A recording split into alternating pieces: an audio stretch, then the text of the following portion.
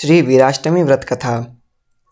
स्त्री जातियों के कल्याण के लिए नारद जी कहते हैं, जगत के स्वामी लक्ष्मीकांत जनार्दन भगवान, आप कृपा कर स्त्री जातियों के शुभगति, पुत्रवती, भाग्यवती, सौभाग्यवान एवं धर्मशीलता प्राप्त करने हेतु छोटे से छोटा व्रत या नियम या कोई उपाय बताएं, जिससे समस्त स्त्री जाति का उद्धार हो।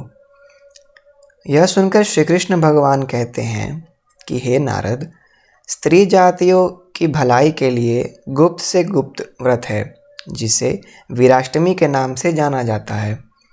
वीराष्टमी का व्रत करने से स्त्री जातियों को सभी प्रकार के मनोवांछित फल प्राप्त होते हैं। वे अखंड सौभाग्यवती, पुत्रवती एवं धनवती होती हैं।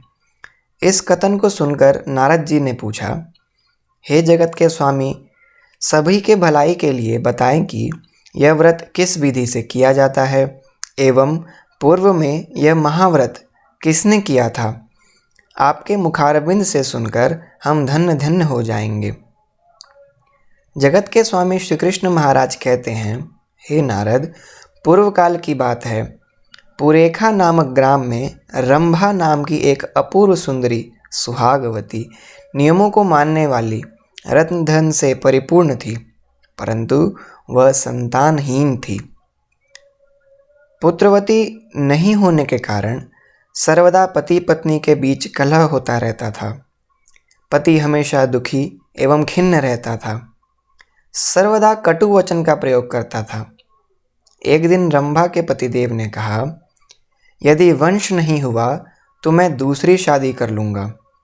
इस कटु वाक्य पर अपूर्व सुंदरी सुहागवती रंभा कोमल शब्दों में बोली, हे स्वामी, यदि वंश के लिए विवाह करना चाहते हैं तो आप विवाह अवश्य कर सकते हैं, किंतु मुझे ज्ञात नहीं मैं किस अपराध से पुत्रवती नहीं हो सकी। ऐसे कोमल वचन सुनकर भगवती दुर्गा माँ की कृपा रंभा को प्राप्त हुई। माँ दुर्गा की कृपा पाकर रंभा के स्वामी का हृदय परिवर्तित हो गया। उसने रंभा से कहा, हे रंभे, दोष की शांति एवं पुत्र प्राप्ति के लिए माँ पार्वती की शरण में जाकर उनकी पूजा अर्चन करो। उनकी सेवा में तन मन धन अर्पण करने से हमें अवश्य ही पुत्रवान बनने का सौभाग्य प्राप्त होगा। ऐसा मनभावन वाक्य सुनकर रंभा ने माँ दुर्गा की अर्चना, पूजा पाठ एवं गुप्त वीराष्टमी व्रत को श्रद्धा एवं नियम पूर्वक संपन्न किया। इस व्रत के प्रभाव से वह पुत्रवती हुई। श्री कृष्ण महाराज जी कहते हैं, यह व्रत पति पत्नी मिलकर अखंड निराहार रहकर करें। दुर्गा माँ की शरण में ध्यानपूर्वक पूजा अर्चना करें। बलि एवं हवन करके माँ को प्रसन्न करें। नियम पूर्वक व्रत करने से वंश एवं सौभाग्य अवश्य प्राप्त होता है। रंभा की पूजा अर्चना से प्रसन्न होकर माता पार्वती ने कहा, वीराष्टमी नामक व्रत करने से समस्त स्त्री जाति को सभी प्रकार का फल अवश्य प्राप्त होगा। आश्विन मास के शुक्ल पक्ष में अष्टमी को प्रातः उठकर नित्य क्रिया करके शुभ एवं स्वच्छ वस्त्र पहनकर सभी देवी माँ की पूजा करें तथा महिषासुर की भी पूजा करें। माँ दुर्गा को अष्टफूल, अष्टफल, अष्टगंध, वस्त्र एवं डोरा चढ़ाकर माँ का पूजन करें एवं डोरे को बाएं हाथ में धारण करें। ब्राह्मण को श्रद्धा के साथ भोजन सहित दक्षिणा देकर संतुष्ट करें। यह वीराष्टमी व्रत 8 वर्षों तक अवश्य करें तथा व्रत का उद्यापन करें।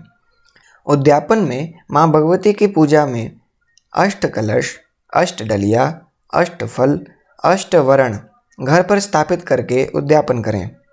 इस वीराष्टमी व्रत से स्त्रियां पुत्रवती, सुहागवती एवं सभी प्रकार की मनोकामना को अवश्य प्राप्त करती हैं। इस वीराष्टमी व्रत को करके मध्यमा एवं माधवी नामक ब्राह्मणी पुत्रवती होकर मनोवांछित फल को प्राप्त की थीं। जो स्त्री इस उत्तम व्रत को सुनकर करेंगी, वह पुत्रवती, सौभाग्यवती एवं मनोवांछित फल को प्राप्त कर अंत में माँ के शरण को अवश्य प्राप्त करेंगी। इति श्री वीराष्टमी व्रत कथा संपूर्णा।